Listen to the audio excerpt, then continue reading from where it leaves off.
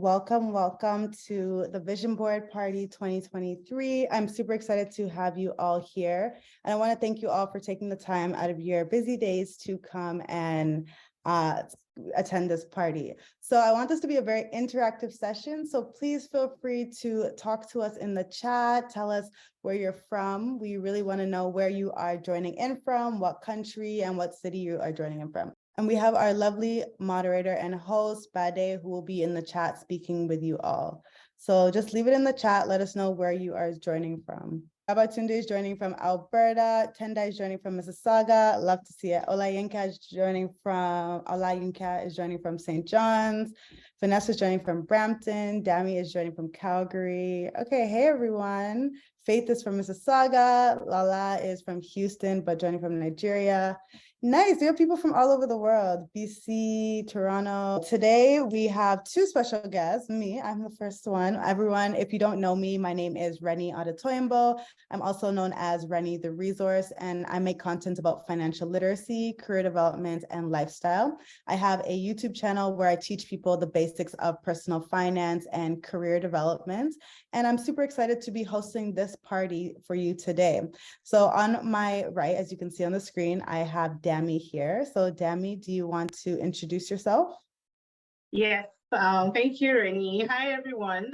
My name is Dammy Aromiwura.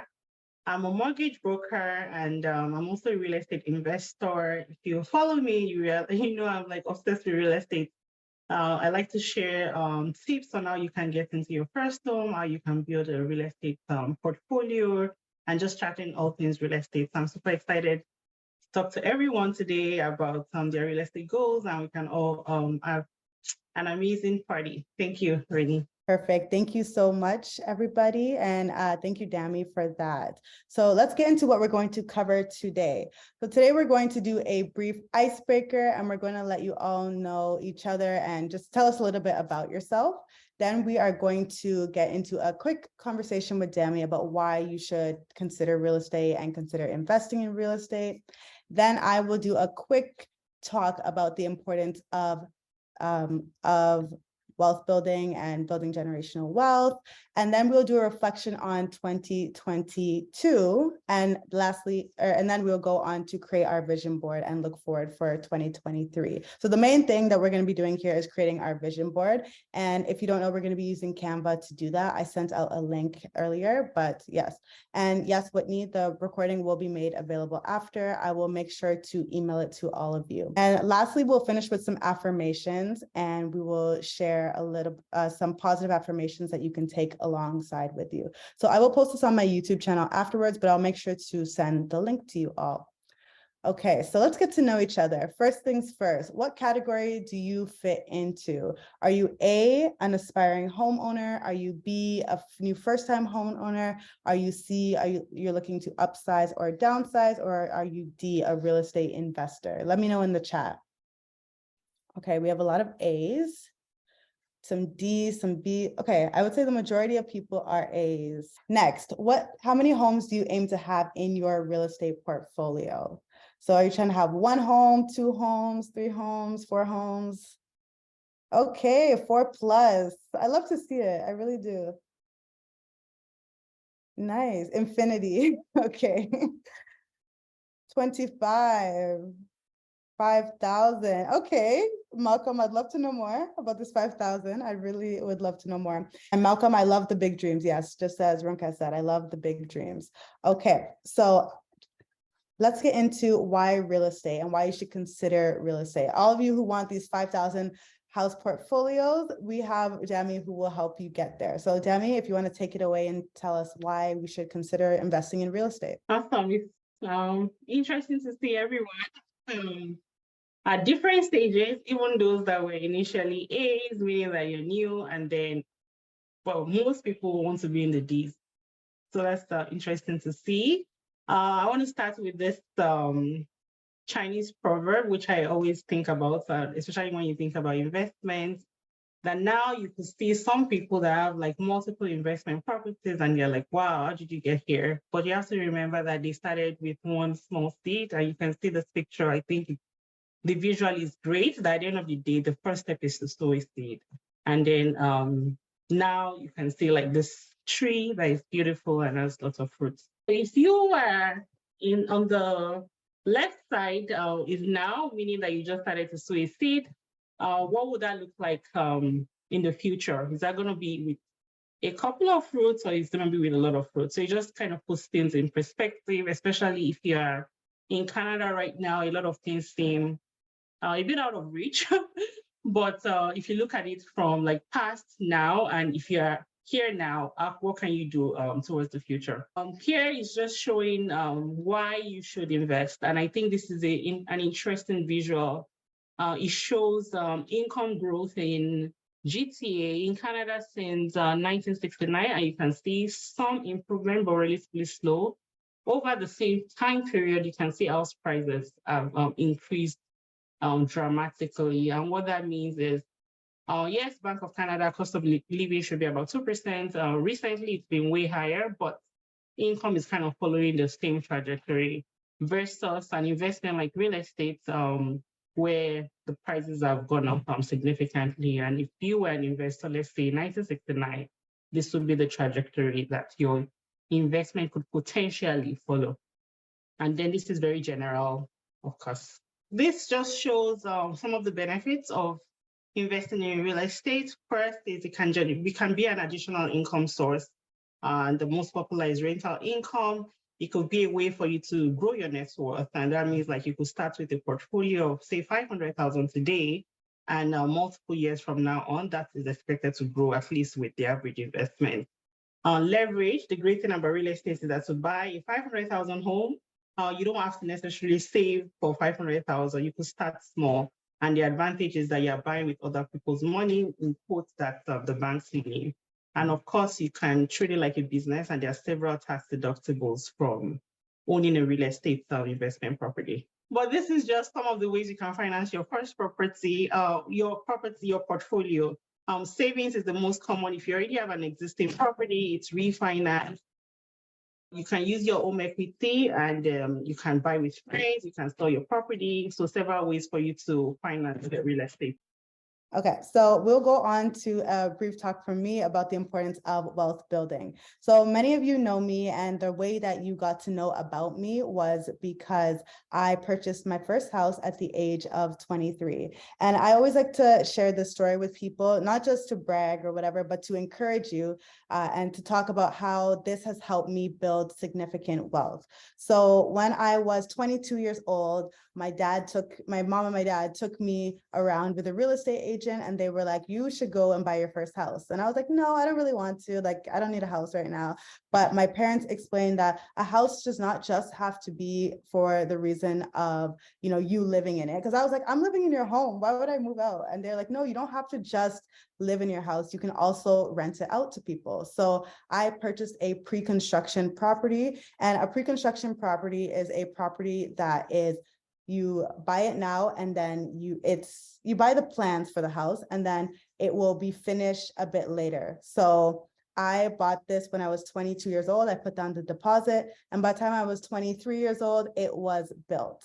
But the good thing about this, and the reason that I really think it can help you build wealth, is because when I bought it when I was 22 years old, I bought it for about $345,000. By the time it was closing, it was $410,000. So the appreciation just in that 1 year, and I didn't have to do anything at all, was great.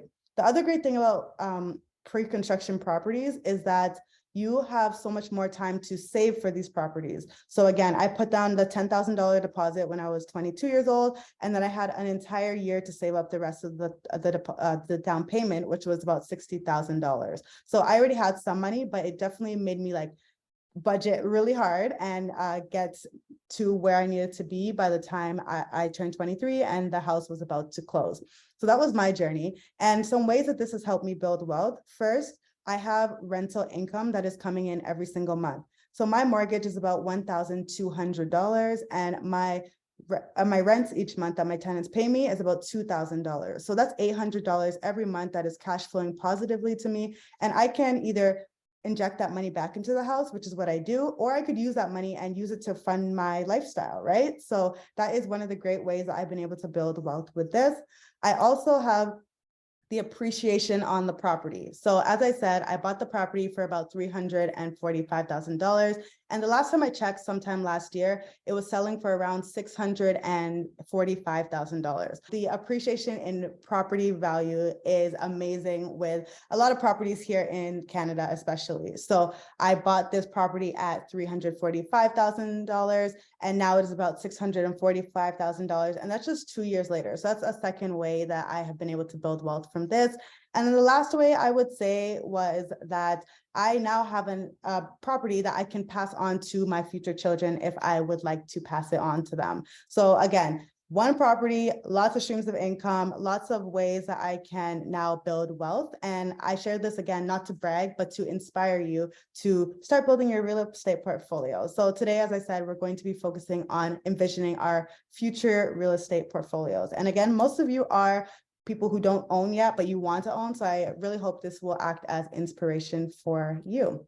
First things first, why do we even vision board? What is a vision board? Some of you may be asking. Maybe you just signed up, but you don't actually know what a vision board is. A vision board is something that helps you identify what you want in the future. I started vision boarding in 2018, and I created a physical vision board, and I put a bunch of different things on it.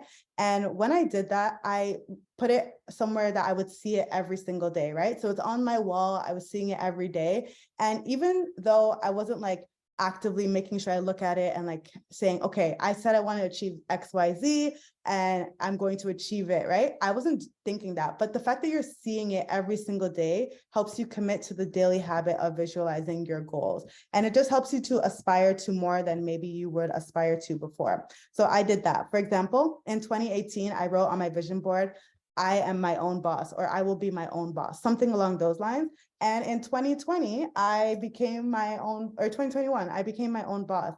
And again, I wasn't like actively thinking that I'm going to put work in to become my own boss, but somehow it happened. So I really believe in the power of visualization and vision boarding.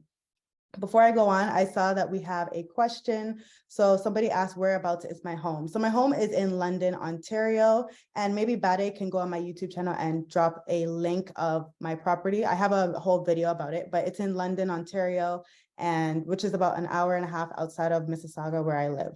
And I rent it out to a family. If you have any more questions, feel free to ask them in the chat as well. And I think there was another question. I'm not sure if Dammy wants to answer it or me, but the question was, what are your thoughts on REITs in Canada?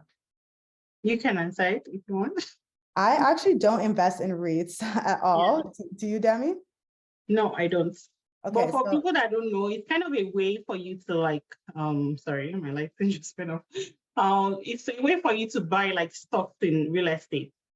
Exactly. So you can look at it as asset-backed investment, but personally, I don't invest in it.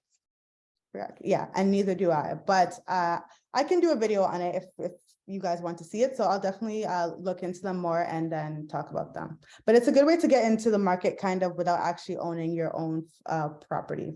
So this is just a mantra that I say to myself pretty often. I am capable of achieving everything I set my mind to. And again, that is really the whole concept of vision boarding. You have put your mind to achieving XYZ, and because you are constantly thinking of it and desiring it, and you've put it down on paper, now it will come to pass. Of course, you have to put in work, but like it will come to pass. So this is just a mantra that I say to myself pretty often. Now we're going to reflect on 2022. I think always before you vision board, you should do a quick reflection on what happened in the past, and then that will help you to know what you should look forward to in the future. So Dammy and I will just discuss, and then you can also add your take in the chat as well, so that we can have a good conversation. So we'll spend about 3 minutes on each question.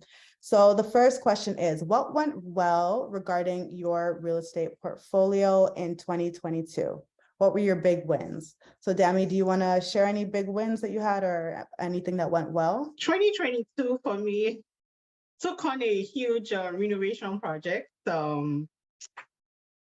Pretty much tore the house apart and like had to get the new kitchen, new flooring. So I think the big win is like having that vision of what it could potentially look like. And then seeing like the final version, because I loved that the flooring is exactly what I chose, the kitchen is exactly what I chose. So I think one of my biggest wins is being able to, that's always something, I've done renovations in the past for like smaller projects, but this was a big one because it was like literally everything had to be changed. And being able to being able to see that from start to finish and then manage all the contractors definitely bit more than I chew, more than I initially envisioned, but it was great because now I have like this asset in my portfolio. The renovation definitely helped. So the value has increased as a result of that. I think for me, that's what really went well.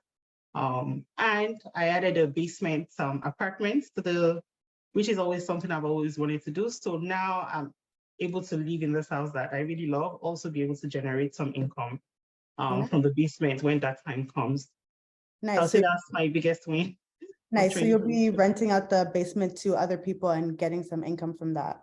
Yes, which was really important because I did make a career change from salaried and I wanted to do this whole real estate thing. And I think a bit of what made me nervous was like, well, this is more of like a variable income. So I was thinking like, okay, I need to find some type of way to kind of mitigate the risk. And that's when the idea of house hacking in an adult sense where you can rent your basements. I've not actually put it up for rent yet, but at least just knowing that, okay, I could go do that if necessary and obviously reduce my cost of carrying the house, definitely is a big win. Yes, that is a great way. And everyone, you can be a real estate investor without actually buying a second property. If you currently have a property that you live in, you could consider, as Dammy said, renting out the basement, renting out a room in your house. And there's this thing called house hacking, as Dammy said, where like say your mortgage is like $2,000 a month and you're able to rent out your basement for $2,000 a month, right? Now you have basically allowed yourself to live for free in that home. So if you want to learn more about house hacking, I can also do a video on that as well. And people are saying congratulations to you, Dammy. Thank you. Definitely. During the process, it didn't seem as exciting, but being on the other end, super exciting. And I think to your point about mortgage, I think when rates are especially really high, it's definitely a great way to like reduce your expenses. Like if the basement was rated, I think my mortgage kind of goes down to like 500 to 1,000, which is like exceptional, especially in this expensive market as well as high interest rates environments. Does anybody else in the chat have a win that they want to share? Because we don't just want to talk between us. Let us know what wins you have from 2022. Okay, so nervous about carrying multiple properties with this interest rate. Fair enough. That is a fair fair thing to be nervous about, honestly. Dammy says that she got her first, or they, I'm not sure if Dammy got their first property in 2022. Yay, congratulations, Dammy. Congratulations. Same with Whitney, congratulations. Well, congratulations to everyone. And we also had a question for you, Dammy. Could you share how many properties you own and whereabouts they are, if you're comfortable with that? Oh my God. Right now, we're trying to inspire the people. So let's okay.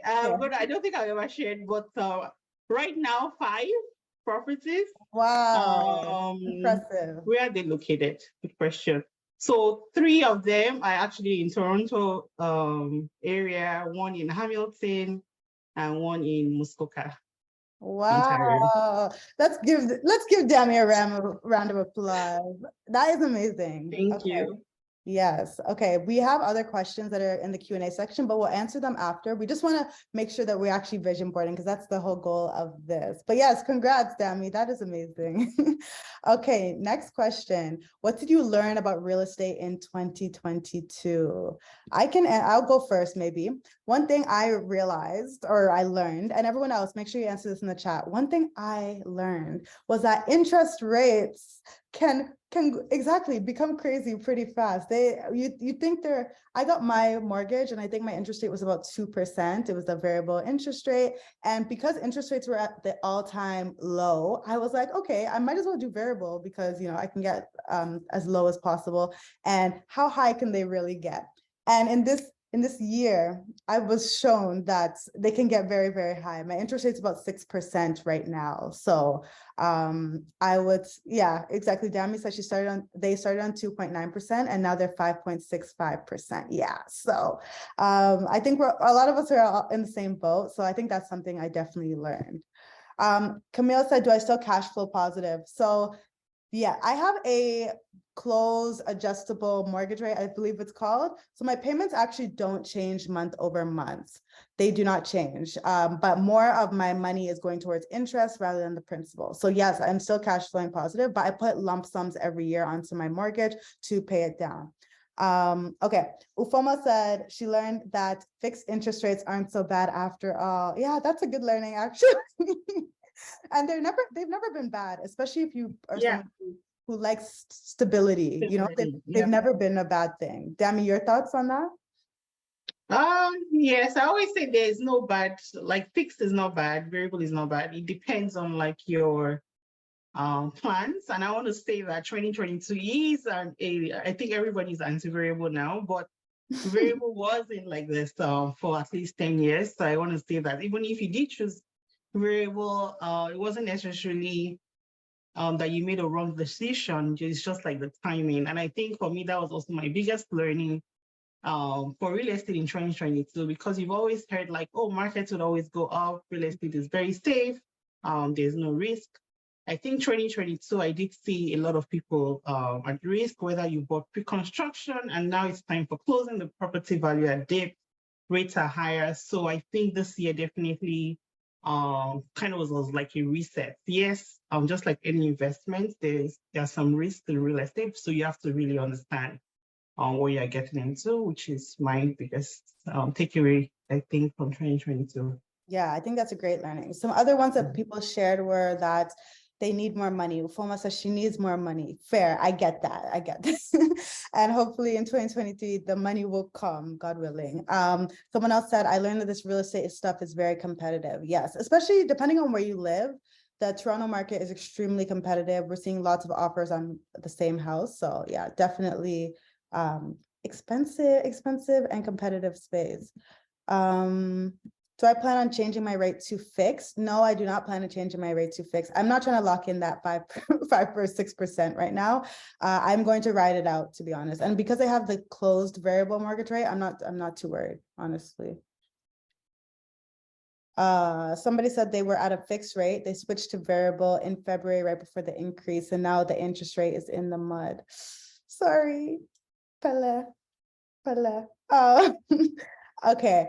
Someone said, I remember my mom was super upset she didn't have a variable rate for years, but now she's been smiling uncontrollably for months now. Yes. Okay.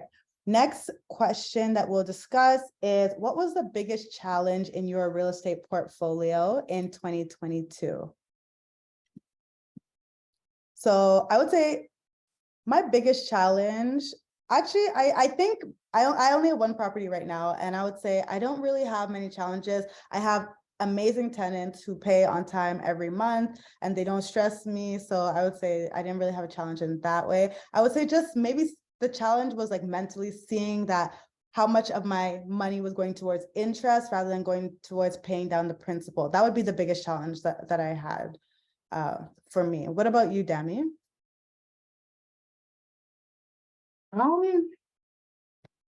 The biggest challenge, I guess, for me was, I think before now, like personally, I've kind of shied away from the pre-construction market. But you see a lot of people saying, oh, like you don't even need a mortgage, just get into pre-construction, you can assign it. So the biggest challenge was I also then went into pre-construction right before the rate started increasing. But I think like I was able to overcome that because it's also what I preach. Think about it from a long-term perspective. Like any market, there's short-term variation. Sometimes the market is down, sometimes the market is up. So I was able to rationalize it, but definitely staying like my portfolio on average declining in value, definitely not too exciting, but putting the long-term perspective is a long-term game. It's not supposed to be like short-term. Yes, and when Dammy says assign, I'm sure some of you may not know what that means. To assign your property is when say I bought my property when I was 22, as I put down the deposit for my pre-construction. By the time it closes in 2020, in the next year, I could have assigned my contract to another person and basically sold that property to another person. Did I explain that correctly, Dammy? Yes, thank you. Okay. So you're pretty much selling the contract that you have to purchase the property before it closes. It was very attractive to a lot of people because you don't need a mortgage. That's how it's been sold. Yes, you can still participate in the market. But I think 2022 was a challenge for a lot of people that they never intended to close, but because of the rates of decrease, they have to close. Yeah. Another question. Some person asked, did I get my tenants with a realtor? So I did not. Oh, yes, I did. I used a realtor, but then I made sure to interview every single person that the realtor brought to me. Some people would just give it all to the realtor, but honestly, a lot of realtors are just trying to make some quick money. So I would say if you really care about your property, you will also interview the people that your realtor brings to you. Another question that we got regarding pre-constructions was, what are some tips or flags when looking for pre-construction homes or condos? For me, whenever I go into pre-construction, I always look at it compared to the resale value. Because some pre-construction, you find that the builder has like priced in that future appreciation, is selling way beyond the market value. Personally, I wouldn't go into such pre-construction. At least, yes, there could be some a premium on resale, but I think using that as a benchmark, I find to be an helpful tip. So if you're buying pre-construction, even though you don't have to put down payment or get a mortgage, you still want to make sure that you're buying at today's value. Yes, and I would also say that when you're looking for a pre-construction, make sure that you look at the builder. Does the builder have a track record of creating and finishing their projects? Because some builders have, they'll start a project and then they will not finish their project. And you don't want to be in that situation because you're kind of at the mercy of the builder in that situation. So I would say definitely look at the track record that the builder has. And also I would talk to a lawyer and bring the contract to a lawyer always. So they will give you, so when you sign for a pre-construction, you get a contract, and then I think you have, is it 10 days that you have a right of refusal, Dammy? Yes, 10 days. Okay, so you have 10 days from the time you sign the contract to when it's executed, that you can say, actually, I no longer want to be this, and then they can't hold you. So in those 10 days, please go and see a lawyer, let them review the entire contract. Sometimes in the contract, it'll say you're not allowed to rent out your property to tenants within the first 1 year. And that is, if you are looking to rent out this property, that's a red, obviously that's a red flag, and you definitely don't want to be purchasing that property because it makes no sense. Or they'll say there are no assignments, so you cannot assign this property to somebody else. So these are red flags, and that you want to run from them if that is your goal, of course. If you don't plan on assigning it, if you don't plan on renting it out, it doesn't matter. But yeah, those would be some of the red flags that I would point out. Another question that we got was, I intend to build another home soon, but what should I be aware of? I saw a lot of craziness within the market when home costs dip or builders ask people to come and pay thousands more or get their down payment back. Does it make sense to go into pre-construction? Dammy, do you want to take that one? I think that like all things real estate, there's so many pathways, right? You can buy a flip, you can buy resale, you can buy pre-construction. There's pros and cons. The biggest risk of pre-construction is that you lock in essentially at today's price. And like you said, the builder now, the cost has been increased, they can no longer complete it. So that's a risk that comes with pre-construction. I think the goal is not to say pre-construction is bad, but you have to understand the risk and then have some ideas of how to deal with that. Like Reni mentioned, having a lawyer read through your contract so that they can see some of those loopholes and then put in additional clauses to protect you. So it's not that to say construction is bad. I would just say like you should understand what the risks are and then talk to a lawyer in terms of how to mitigate that risk in your contract. Great. Okay, we'll answer two more just because for time we want to get on to the vision boarding. But great questions, everyone. At the end, we will also answer questions. So after the vision board, we'll answer questions. Ufoma asks, what are some things you look for when interviewing tenants? Okay, one, I don't know if I'm allowed to say this, but I did not want to rent to students. That was just my personal preference. My property is in London, Ontario. And if you know London, there are two different universities, or there's a university and a college there. And so a lot of students wanted to rent my property, but I was really focused on finding a family. Reason being, I live pretty far away. I live an hour and a half away from my property. And because of that, I don't have the time, students, they'll be calling you all the time. I didn't have the time to be running back and forth to London to be helping them. So instead, I found a family. The dad in the family, he literally takes care of the property like it's his own property. He has painted the walls. He has redone, he's a handyman, he's a welder as well. So he's done a lot of things to help take care of my house. So that's something I looked for. I wanted to find a family, ideally. The second thing, I was ideally looking for 2 incomes in the home, just because I know the market is pretty, it's a mess right now. So even if somebody makes a lot of money, it doesn't mean that their property that they may not lose their job. So if you can have a second income in the home that they can rely on, even better. Another thing I looked for was that they had decent credit at least. So you always want to run a credit check on your tenants. It is a cost that you have to take on, but I would say do it 100%, because if somebody cannot pay their credit card bills, are they really going to pay your rent? That it doesn't mean necessarily they won't pay your rent, but it's a good indication. So I would say run credit checks.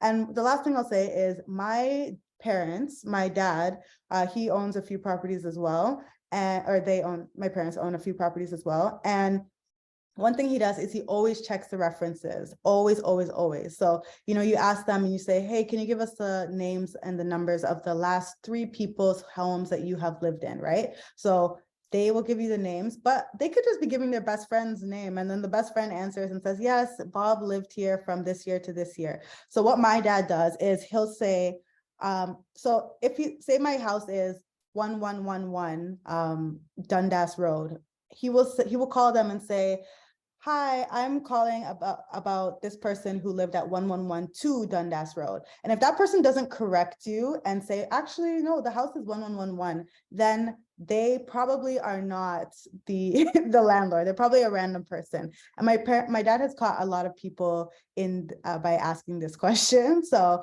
I would say maybe try that. Yeah. If you want me to, I can do a full video on this as well about how to find good tenants, because people, it's not that they're shady. I know someone said that. It's not that they're shady. It's just that people are desperate for housing and they will do whatever they need to get housing. So yeah, we'll try to protect ourselves, because the thing is, if you are in Ontario, the landlord tenant board favors tenants. They do not favor the landlord. If your tenant does not pay, it's very hard to get them out. It could take 8 months of them not paying to actually get them out before you can get a a hearing. So you want to make sure that whoever you choose for your house, you're extremely picky about them, because you know that they now have the power. Once that contract is signed, they now have the power. In Alberta, it's different. It favors the landlord a bit more, but here in Ontario, just be careful, okay? So choose the right people. If you have any quick questions, I can take you. So my first investment property, I'm not sure. Let me talk about my first home. So of course, I at the time actually wasn't. We knew we wanted to buy. We're paying rent like everybody else, and we just felt like, well, if we go at this rate, we're not going to be able to afford anything. So we actually moved out of where we're staying. We moved into a basement apartment where we're paying $750 a month. And we gave ourselves 1 year and we saved every single thing that we could save. By the 9-month mark, I think we had like the minimum down payment that we needed, which was 5%. And then we moved out at the 11th month. But if we didn't do the move of downsizing so we could save more, I'm sure like we won't have been able to purchase when we did. And not long after, prices went up significantly. Then after we got into our first home, I saw the way prices were rising. I'm like, we really need to do this more from an investment perspective. So for the next property, We actually sold our first home, and using the proceeds of that sale, we then bought a new principal residence as well as a new rental property. And then from then on, as the property appreciates, we pretty much take from one property and then use it to buy the other. So getting in was the first most, I would say was the most difficult, but the second, third, fourth, fifth is actually becomes easier in quotes as you go, because now you're not longer relying on only your own savings. You're also relying on like the equity that you built in the property. Have I always invested in the GTA market? Yes, I've always invested in GTA markets. With the first time I bought outside GTA was in Muskoka. How do you take money from one property to buy another? So when you buy a property for, let's say, 500,000, you have a mortgage of 400,000. As the property increases in value, Reni's back. As the property increases in value, it means that the bank is willing to give you more money. So I pretty much do a refinance. They use that money to buy another property. So as I was saying, this is my vision board for 2022 and how I actually made it my phone background so that every single day I would be looking at it and it would be just something to remind me of the goals that I have. So here are some of the words that I had: capable, resource, shoot your shot, focus, discernment. These are all things that I wanted for my year for 2022. And I would say they pretty much all came to pass. Something that I wanted was to, for example, eat healthier and start working out, as you can see at the bottom. And those are things that I was able to achieve last year. I worked out the most that I've ever worked out since high school when I used to play competitive soccer. So that definitely came to fruition. Something like, if you're going to rise, you might as well shine. That is a thing that I really like. And I use that in my year last year, and I feel like I shone pretty well last year. I was shining pretty bright last year. Another thing, I wanted to work with Wealth Simple last year, and you can see their logo here in the middle, and I put that on the vision board. I didn't know how I was going to work with them, but I really wanted to, and last year I did 2 partnerships with them. So these are just a few examples of things to put on your vision board. We're going to focus on, of course, real estate and like what the things you need to create your dream real estate portfolio. But of course, you can expand it further and make it whatever you really want. So here is a quick video of how we are going to do it. And we will be using Canva. I'm sure Batty will put the link in the chat for you all.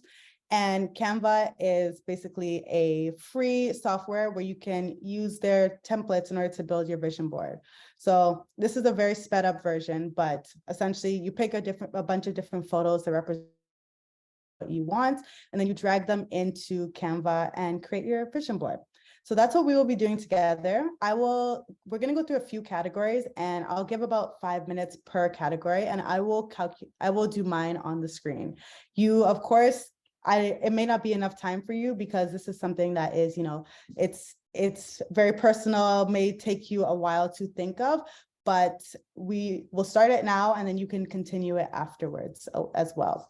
Here are some of the categories that we're going to look into. We're going to look into our career, our finances, our skills, our home, our relationships, and our health. So are we ready? Let's get into it. Let's start building our vision board.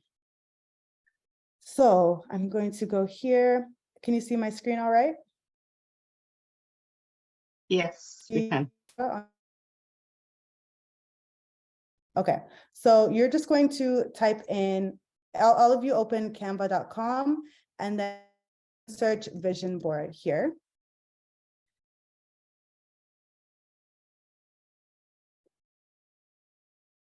Okay, so you're just going to search vision board, and then you can choose whichever one stands out to you. So some of them are more focused on the words, while some of them are more focused on the photos. Whatever sounds good to you, you can choose. So I'll just give you a minute to look through the different options that are here and pick the one that resonates best with you. So I'm going to choose, I've already chosen, I'm choosing this one. And I like the ones that are landscape portrait, sorry, because they can fit on my phone as my phone background very easily. So that's just a consideration. If you're going to make it your phone background, then you may want to choose one that is portrait. Okay, so you can update the title and the text if you want to. So let's begin with your career. So the questions I'll ask you, what role do you need to have in order to have the real estate portfolio that you want? Or what company do you need to work at in order to have the vision, in order to have the real estate portfolio that you want? Or what words represent your career? So these are some of the things that you want to include.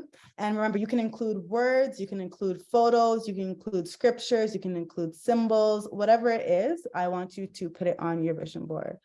So for example, most of you know I'm a content creator. So I would like to work with brands like Microsoft, like TD Bank, like Wealthsimple. These are some of the things that if I work with them, they're going to be paying me big money. And then I will use that big money in order to fund my real estate portfolio.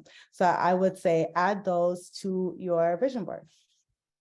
So again, I'll leave 5 minutes for each category. So right now we're focusing on career. So remember, scriptures, words, photos, excuse me, photos, quotes, anything that represents your dream career that will get you to the portfolio that you want.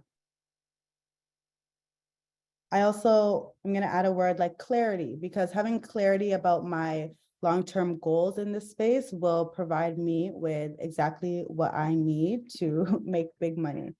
So we want clarity of vision, continue to do in 2023, then you can add those there. So I could go on my Instagram, for example, and add photos of me doing brand deals or photos of me doing speaking engagements. Those would be things that I want to continue in 2023 because that is exactly how I get paid. So last year I did my first in-person speaking engagement in a long time, and I would like to do more of that. So I'm gonna include that here. And I'm gonna take a picture of the crowd because the crowds are what, you know, the bigger the crowd you can pull, the more you can get paid. Okay, so we'll go on to finance now. Perfect, thank you, Betty. Okay, so next is finance. And for finance, we're gonna ask you yourself, how many streams of income do I need? So how many streams of income do I need in order to have the dream house or the dream property or the dream real estate portfolio that I want?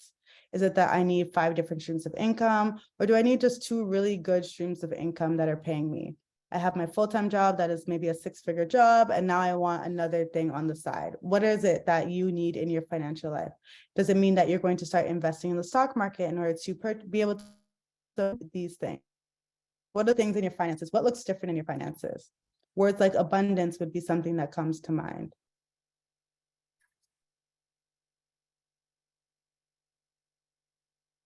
I'm going to put investing for mine.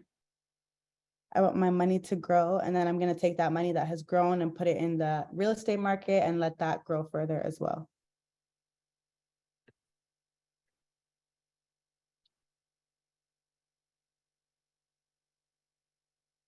I also would like to make $150,000 this year, so I'm going to add that there as well.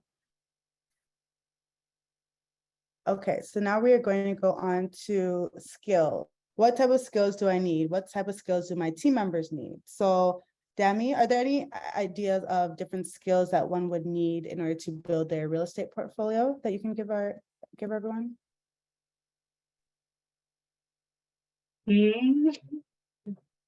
What kind of skills do you need? I think being able to analyze. So maybe we'll call that what do you call that? Analytical, yeah. Yeah, analytical skills. I think that's important, especially in this industry where we have so many professionals. I feel like you need to have, if you're not at least grounded, then it can be easily swayed. So I think the analytical skills, and I think that comes from, to me, like investment knowledge, which Reni preaches about. Like you need to understand like the fundamentals, right? So that when somebody's telling you do this, you're gonna get 150% return. You're really asking the right questions, because really there is no quick win even in real estate. So I think that goes back to analytical skills and maybe research skills as well. Yes. I think research, and then Michelle said discernment, and I would say that is key, especially discerning between, do I want this tenant or do I want this tenant? You're discerning between that person who's telling you, oh, 150,000 or 150% return. Is that something that's realistic or not? You should be able to discern between that. So I think that's a great word. Thank you, Michelle. Okay, intuition, that's another one. Honing into your intuition. You can have a statement like, I trust my intuition guides me effectively. My intuition guides me only to good things. These are statements that you can write here. What other skills would you need? Research skills, as you said, the ability to research and to commit and to research effectively, not just, look at 1-2 things and think that is research, but also connect you with the right people who can provide you with good research as well. So what skills do you need in order to achieve this dream portfolio of yours? Perseverance. Yes, that is a good one, actually, because with the market right now, perseverance is key, especially, again, if you're in a bidding war with somebody, you definitely need to learn how to persevere. Yeah. And favor, even the ability to be favored over other people would be great to have, some people, like when people were bidding for my property, actually to rent my property, I didn't go with the highest bidder. I went with the person whose story most resonated with me. So I would say, yeah, having favor, the ability to negotiate, discipline, perseverance, those are all great words. So feel free to add any of those onto your page, onto your vision board. Now we will go on to the next one, which is home. Okay, so what does my dream home bit easier for us, especially if you're someone who dreams about homes? What does your dream home look like? Do you have a vacation home? Do you own an apartment building? Do you own a condo? Do you own a duplex? What are the things that you want in your dream homes, and then add those to your board. So I know that Malcolm wanted to have 5,000 doors, I believe it is. So he could add a bunch of apartment buildings, and that would be 5,000 or however many homes in there.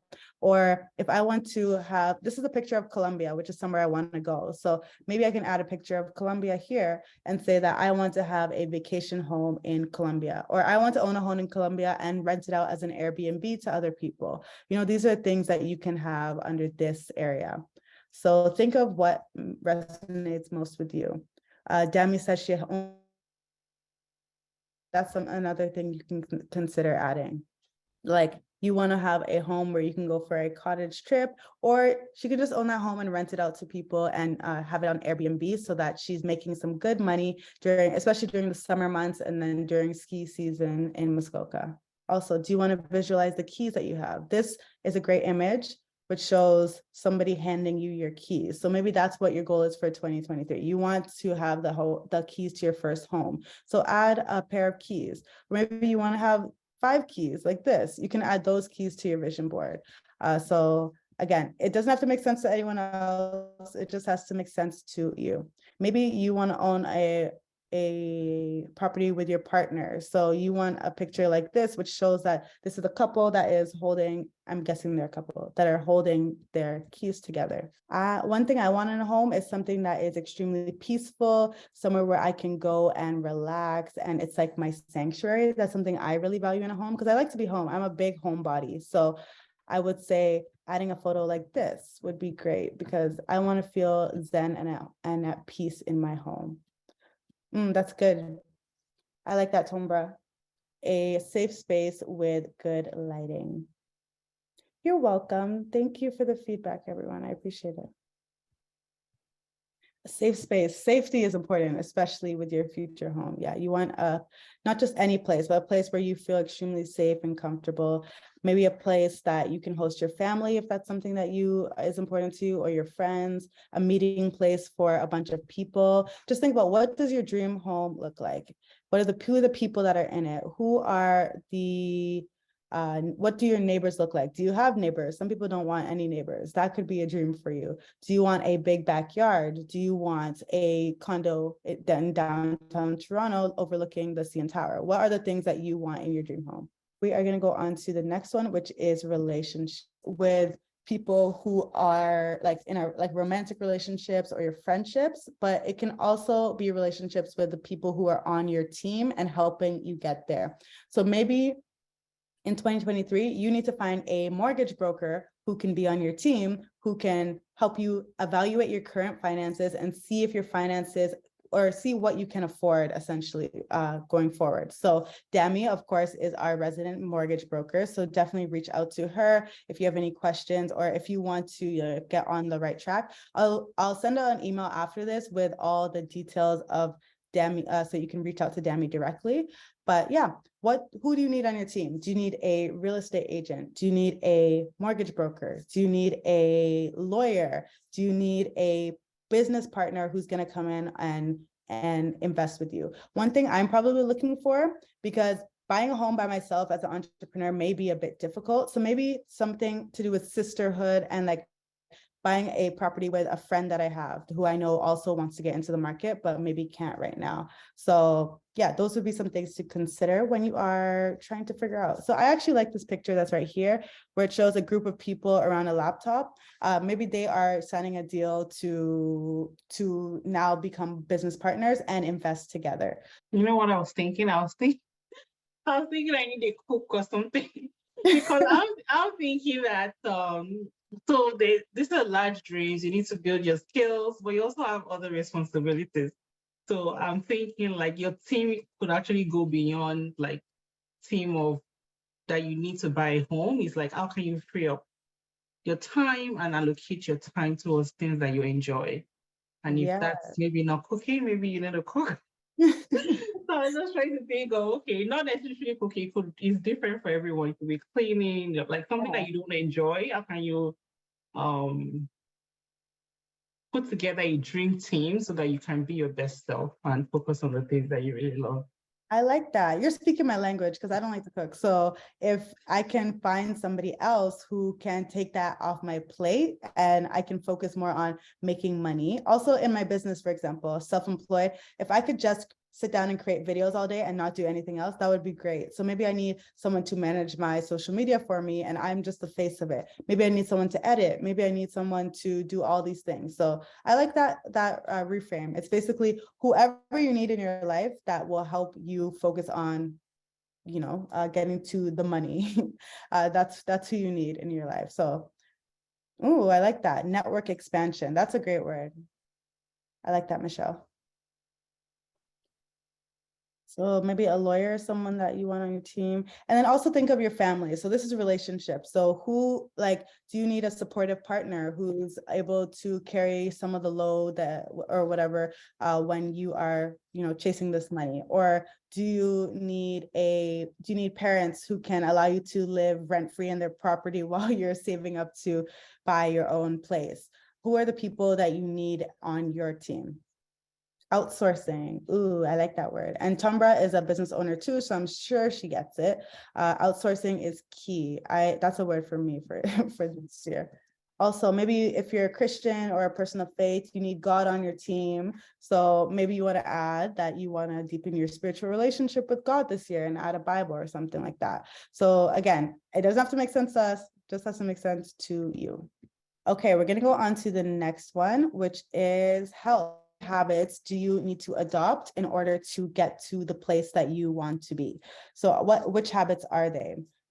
Is it that you need to, because there's this thing where you want to be healthy enough to enjoy the fruits of your labor. We don't want you to work, and then you're so sick or you're just not in a good enough state that you can actually enjoy the real estate portfolio that you built. So what are the habits that you need to create? Do you need to start working out regularly? Do you need to start eating healthy? Do you need to go to therapy and do right by your mind? Do you need to, a bunch of different things. So what are the healthy habits that you can adopt that will help you get closer to your real estate portfolio?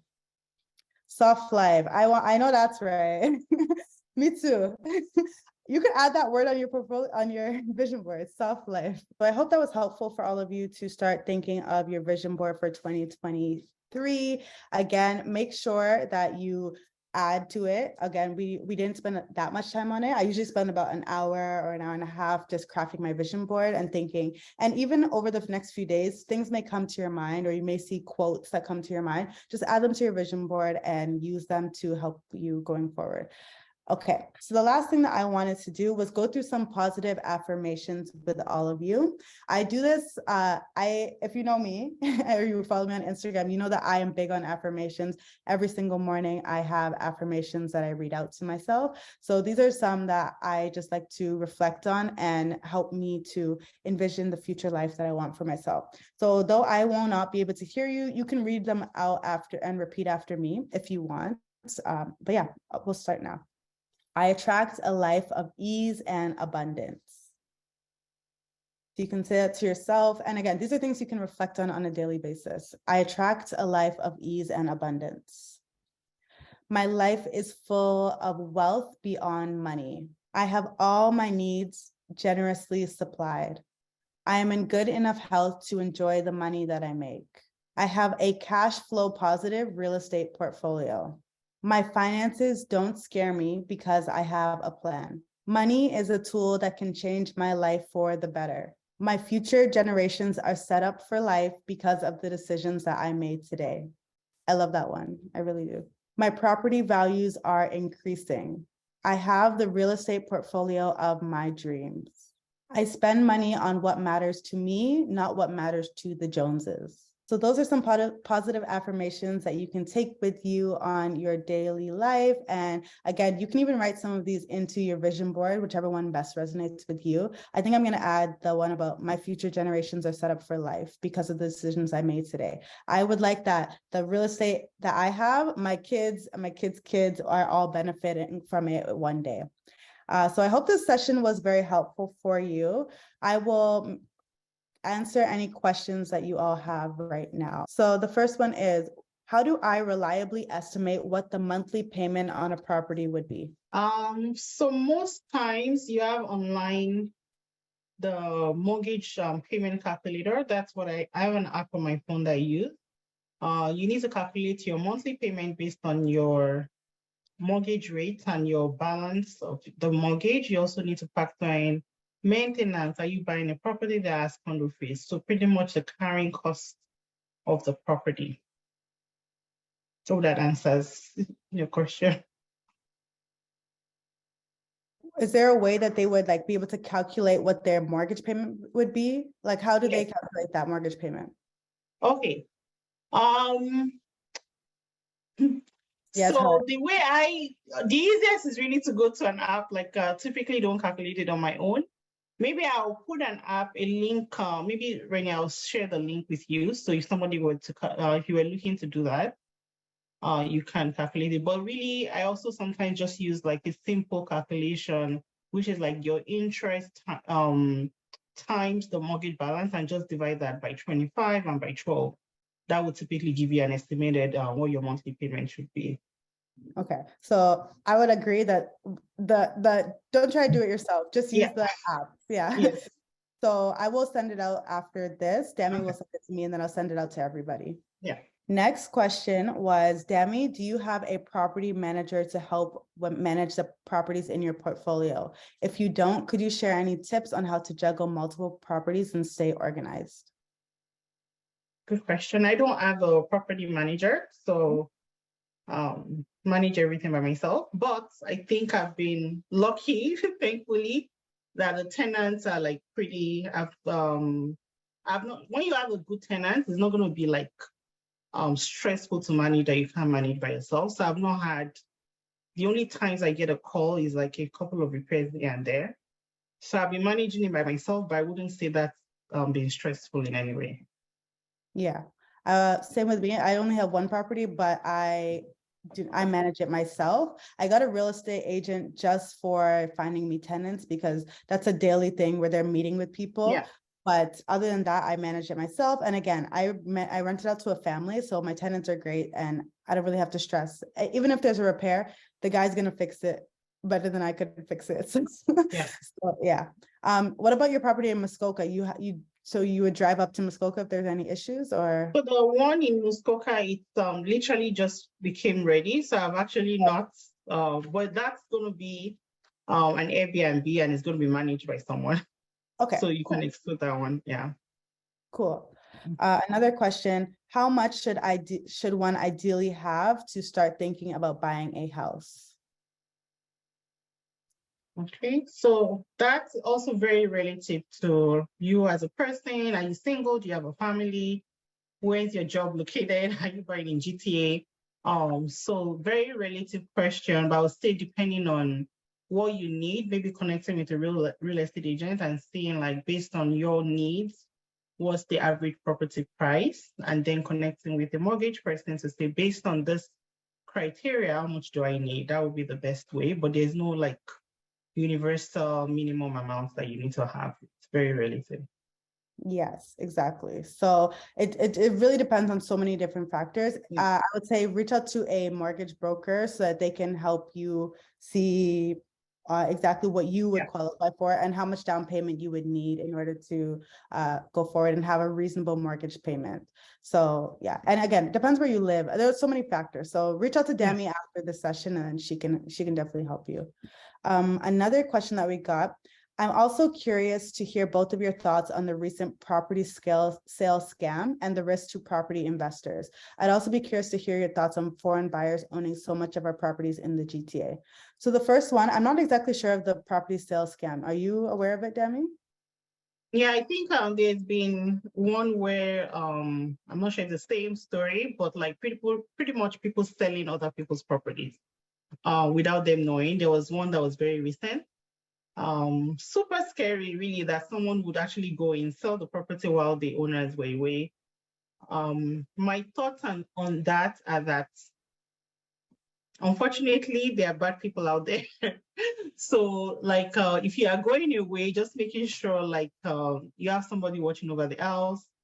And I try not to focus on like negative stories because yes, there are scams out there, but the percentage of houses that get is literally like 0.001%. So I wouldn't focus too much or say that that's a reason for you not to build your portfolio. But it's more like what can you do to protect yourself to ensure that doesn't happen to you.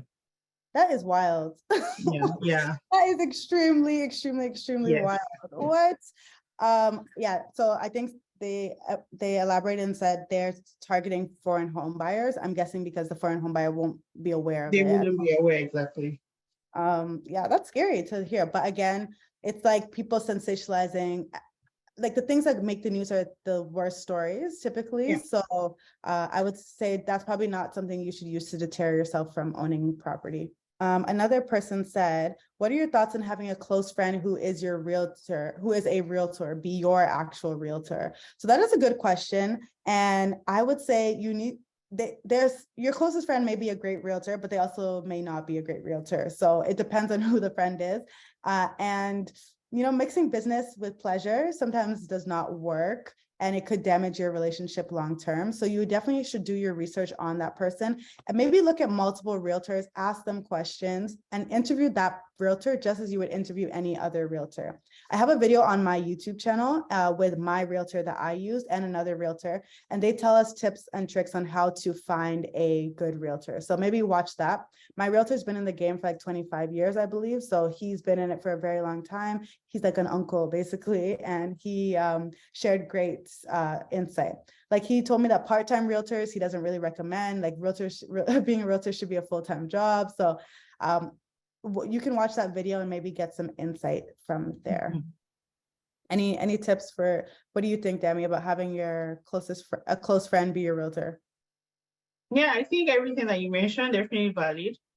Personally now, I think that's also because I now into real estate, I know what to look out for. I don't mind using my friend as my realtor because I think the journey sometimes can be so stressful, and just having that person that is also looking out. If the person is truly my friend, they're also looking out for me personally and not just from like the sale. I think there's value in that. So, but everybody's will be different on this. It just really depends. Yeah, exactly. It's very personal. Yeah. I'm going to share my realtor's information in the chat. you can watch that video where he tells us a little bit about him. And then there's also Christiana, your realtor. She's also based in Toronto, and she is another realtor who is on my channel. So that's another video you can watch. I have a whole real estate playlist on my YouTube channel. So Bade, if you could leave that in the chat, then people can watch that if they would like to. Okay, next question. We have a lot of questions, okay, and it's already 5:30. So if you have joined so far and you have to leave at 5:30, totally understand. But if you can stay, I would love that. What are some questions one should ask themselves if they're debating property ownership? I would say you want to go in and understand the risks that come along with property ownership. You want to and ask yourself, are you willing to take on the risks that come with it? I did a video about the benefits of, or the difference between renting versus home ownership, and how home ownership is not all it's cracked out to be. Everyone makes it seem like it's this glamorous thing, but in reality, it can be extremely expensive. I know somebody who had issues with their property, and then the foundation, they had to redo their whole foundation, which was like $60,000 or $70,000 that they had to pay for that. And again, nobody really budgets for that. So there are always risks when it comes to real estate. And I would ask yourself, are you willing to take on the risks that typically are associated with owning a property? When you have a landlord, you can just say, hey, landlord, this is broken, come fix it. But when you are the homeowner, that's on you. And it's not just the mortgage, it's not just the down payment, it's the maintenance costs, it is the utilities, if that's something you're covering, it is the property taxes. So I want you to really ask yourself, am I up for this? And you know, like, is this something I truly want to take on? And I have a video on this as well, which I will link in the chat. Okay, Dammy, any insight on that? What questions someone should ask themselves when they're debating property ownership?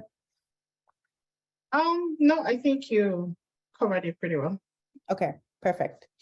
Next question. Dammy, can you share more about transitioning from paid income to owning your business? Did you do mortgage agent on the side before leaving the full-time job?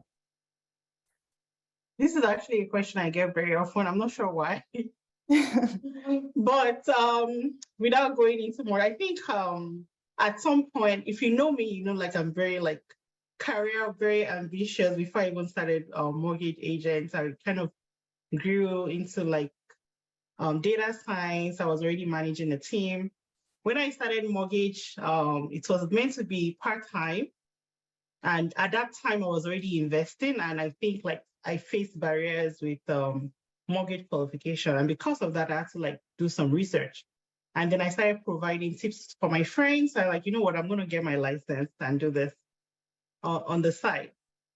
So at that time, my work, I was putting in so much hours. I just felt like, maybe I should like focus more on real estate. Then I started to talk to people, and I just realized so much information gap. People don't even know that they can buy 2 homes with 5% down each. Like, so such little things. Then I became more interested.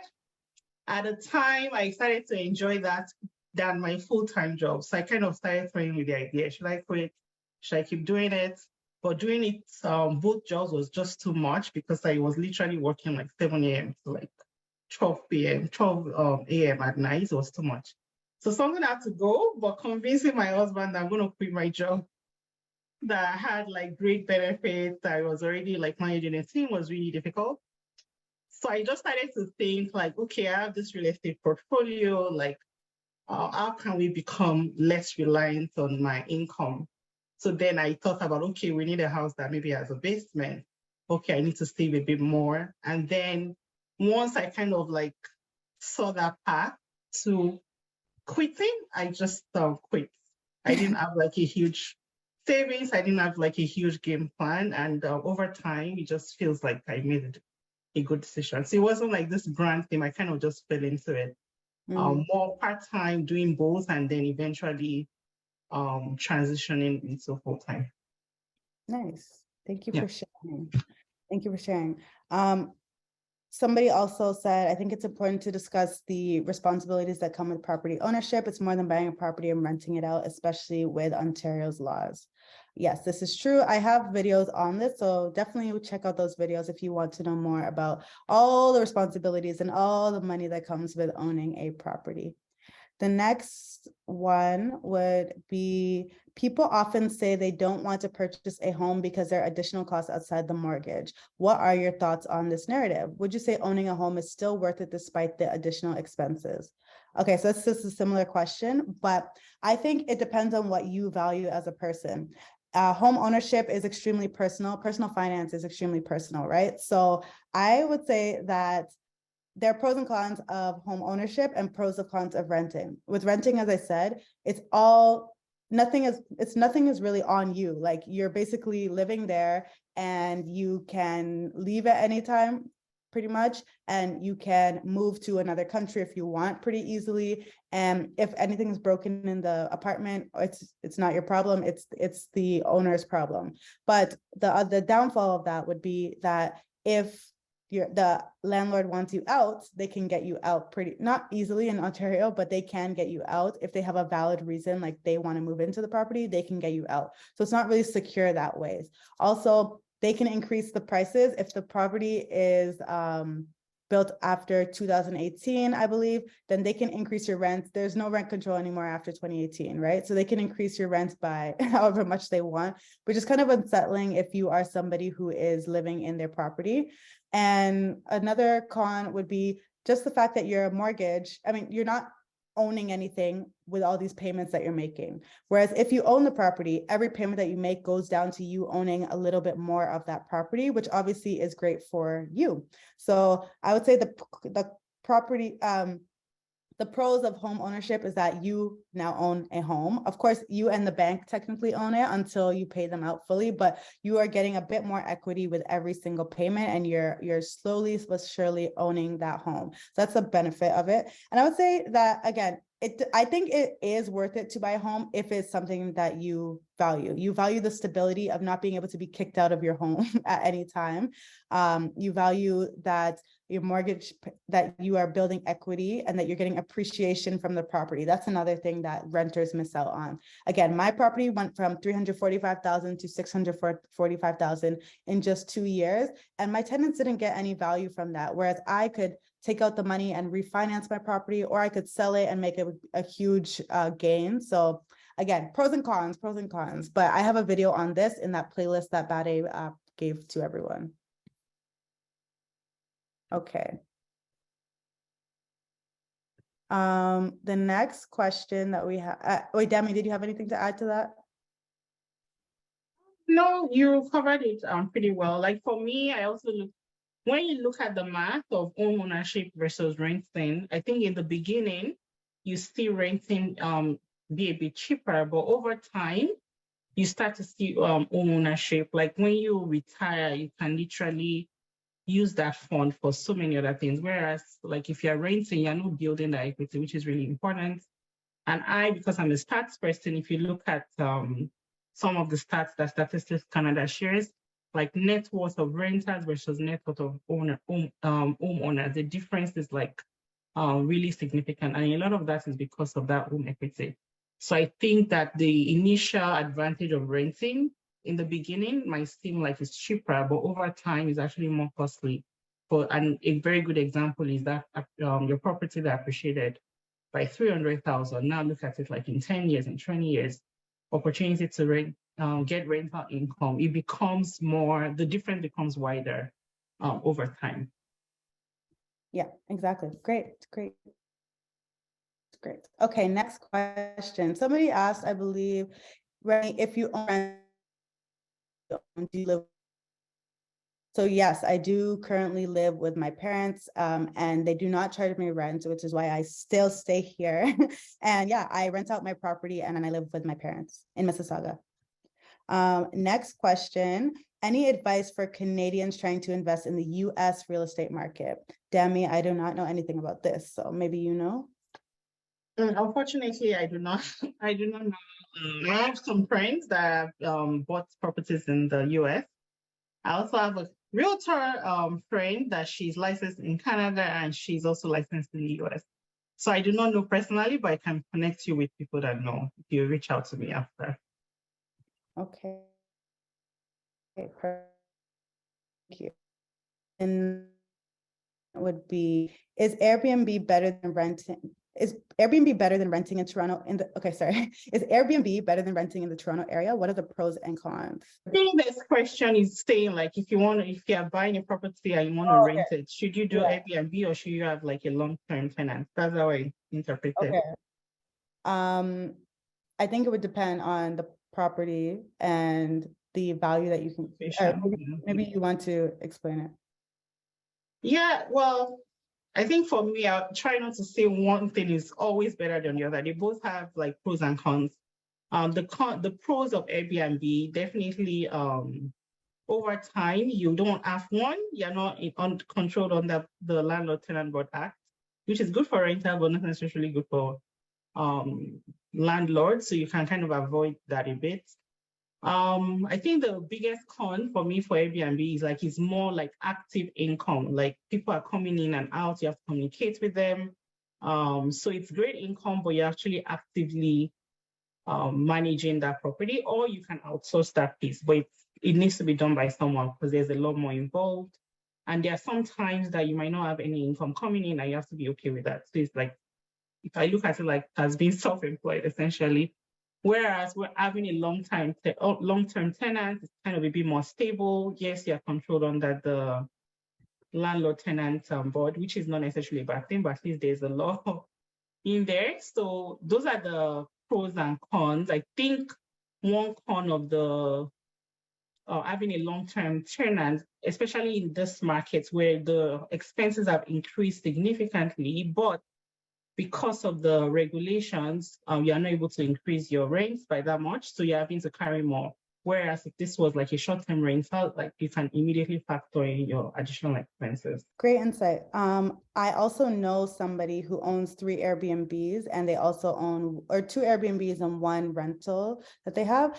And you can definitely make a lot more money on Airbnb as long as the market is favorable to you. And theirs is in Kitchener, so it's not even like it's downtown Toronto or anything. It's in Kitchener, but people always are booking. It's near like I think, is it the Google offices that are now in Kitchener? So people are always booking for like business trips and things like that, and they can make $4,000 in a month, whereas you can't really charge $4,000 rent in a month in Kitchener. So I would say there are pros and cons of it, and maybe I'll bring him on my YouTube channel to talk about that. Maybe that would be something I can do, because I think he'd be willing to share. Okay, next one is, how do you rationalize whether to choose a variable or fixed rate mortgage? Dammy, this is all you. I'll leave this to you. Again, I don't think one is better than the other, but the main advantage of variable is like the flexibility. If you were to sell or you have to refinance, the cost of doing that is lower than the cost of fixed.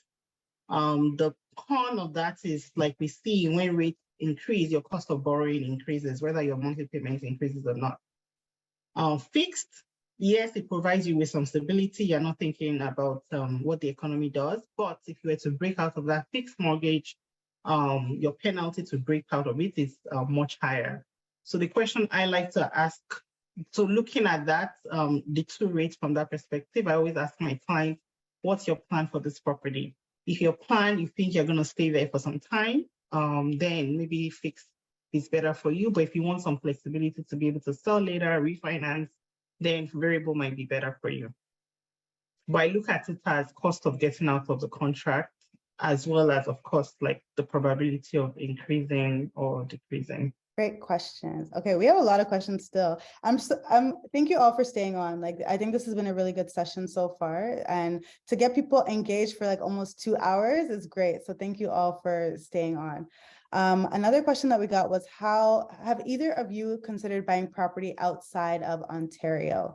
So personally, I have considered it because I'm trying to keep staying at home, but owning property in Calgary, for example, would be a great option. And the friend that I know that has an Airbnb here, a few Airbnbs here, he also just bought one in Calgary, and he's going to rent that out as a long-term rental. So I think I have considered it, but I haven't truly like taken any steps towards it. I've heard great things. A lot of people, my mom's a real estate lawyer, so a lot of her clients are people who are like, oh yeah, my second property is now going to be in Calgary because it's a lot more affordable for the average Torontonian or Ontarian. So I have considered it, have not actually looked into it in depth, but I think it's a great option. What about you, Dammy? Have you considered investing outside of Ontario? Yes, I've considered it, but I haven't. But I Mhm. have like more than ever now. I have so many clients that are actually buying like their first property in Alberta or buying an investment property. So it's definitely a trend. The main advantage is really the cost is much lower to buy. The pricing is much more affordable. Even the closing cost in Ontario, average closing cost is like 1.5%. That could easily be 10,000. But I've had people that's buying in Calgary, their closing cost was like 3,000. They don't have land transfer tax. They don't have to pay title insurance. So the cost of buying there is definitely lower, but historically, Ontario has appreciated at a faster rate than Alberta. So you also want to check if appreciation is priority to you. Do you want to get into Ontario, or would you rather buy in a market that is more affordable? So I haven't personally, but I have some insight because I know several people that have, especially recently. Good idea. And also, if you don't know what appreciation is, because I know we have a lot of beginners, appreciation is essentially the increase in value of your property over time. So mine started at 345,000, and now it's 645,000. So that's a $300,000 appreciation. But in Calgary, maybe that 345,000 may now be 445,000. So it's maybe smaller growth, shorter, yeah, than compared to Ontario. Those numbers are completely random, by the way. I don't know the exact growth in Calgary. Dammy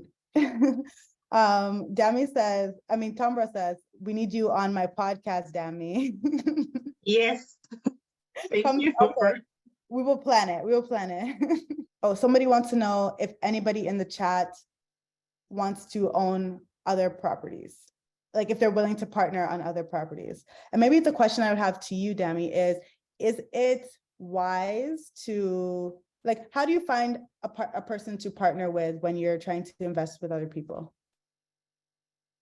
Good question.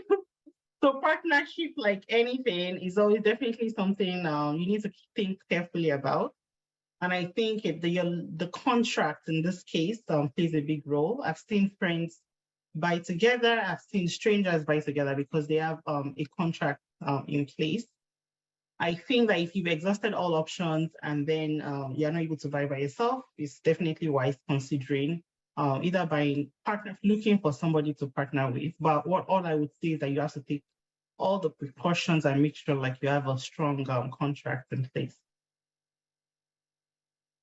Yeah, they're not your friend, even though they may be your friends, they're not your friends, they're your business partners. So I would say treat it like a business deal. My mom does a lot of these deals, like she structures the agreements, and you take friendship out of it. This is now your business partner and you want to protect both of your best interests. So, okay, next question. Dammy, I want to be a mortgage broker on the side. Can I connect with you for a chat or a mentor, or if you can mentor me? Yes, please. I'm sure you can connect with me. Okay, so again, I will send out all of Dammy's information after this, so you can connect with her. We can't see her name because it says Reni, so we'll get you to email her directly. Somebody else said, earlier you mentioned closed variable mortgage where your monthly payment does not increase when interest rates increase. Is it only certain lenders who offer this product? So I don't know, Dammy, is it only certain lenders that offer this? Yes. Only a few lenders. Actually, most lenders actually offer the one where your monthly payment changes, but we have maybe 5 that offer the option where your payment stays the same and your amortization adjusts in the back end. Okay, perfect. So mine is with BMO because I was working at BMO at the time, and they are the ones who did that for me. I didn't even ask for it; they did it. So, are there any other lenders that you know of, Dammy, that do that? Yes, TD does. I believe RBC as well. A lot of people that are in that product, they didn't actually go into it knowing that's a benefit. They kind of just found out later. when the rate started increasing, but those are some of the lenders that offer it. We also have Bade, who has been in the background helping all of us. So thank you so much, Bade, for helping us. She created the slides. She helped us moderate the chat. Bade is the baddest, the baddest event planner. So reach out to her. She's based in Ottawa, but she does service all over Canada. And you can even fly her out if you want to. So Bade, maybe if you want to unmute yourself, give a little 1-2 talk, and then we'll close for today. Wow. Thank you so much, Reni and Dammy. This was amazing. Reni said everything. Feel free to connect with me at the Bade Obasa and as well as at the Baddest events. If you're looking for someone to help plan your events, host, or even just moderate while you do all the main things. I love to help out with planning and just organizing, your thoughts and ideas. So feel free to reach out. And once again, thank you, Reni, and thank you, Dammy. This was very, very amazing. And shout out to everyone for being here for this long. You guys are the real MVPs. No, thank you so much, Reni. Like, Reni is such a professional. Like, she masterminded this event, and just very grateful. So thank you so much. Thank you so much, Buddy, for stepping in. The slides look beautiful, and even like the moderation. I appreciate both of you. Thank you, everyone. And thank you, everyone, for staying almost 2 hours and just chatting with us. It's been such an interesting conversation, and all the questions were really interesting.